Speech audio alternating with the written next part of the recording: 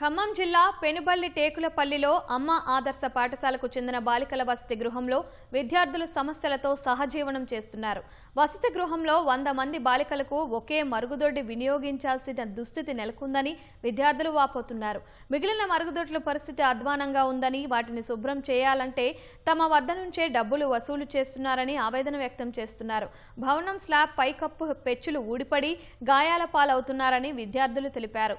వసతి గృహాన్ని జీసీడీఓ తులసి సహా తహసీల్దార్, ఎంఈఓ సందర్శించారు. సమస్యలపై సబ్ కలెక్టర్కు నివేదిక అందజేస్తామని తెలిపారు. ఇక్కడ హాస్టల్లో ఫుడ్ మంచిగా ఉండట్లేదు. పురుగులు వస్తే తీసి పడేయమంటున్నారు, అదే రైస్ తినమంటున్నారు. చారు మొత్తం నీళ్ళు ఉంటుంది. దాంట్లో ఏ రోజు మాకు పప్పు కనపడలేదు.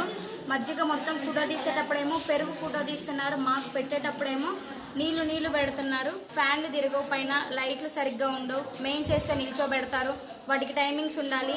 మోటార్ పాడైద్ది, మేము కాలేజ్కి వెళ్ళి రోజు నీళ్లు మోసుకొని రావాలి. మోటార్ ఖరాబ్ అయినప్పుడల్లా బాత్రూమ్స్ అస్సలు బాగోవు. డబ్బులు మేమే పెట్టుకోవాలి. బాత్రూమ్స్ క్లీన్ చేసేయమ్మ, అట్లనే క్లీన్ చేసి వచ్చి మాకు రైస్ పెడుతుంది, కూరగాయలు కోస్తున్నారు. అమ్మ ఆదర్శ పాఠశాలలో మేము వసతి గృహంలో ఉంటున్నాం.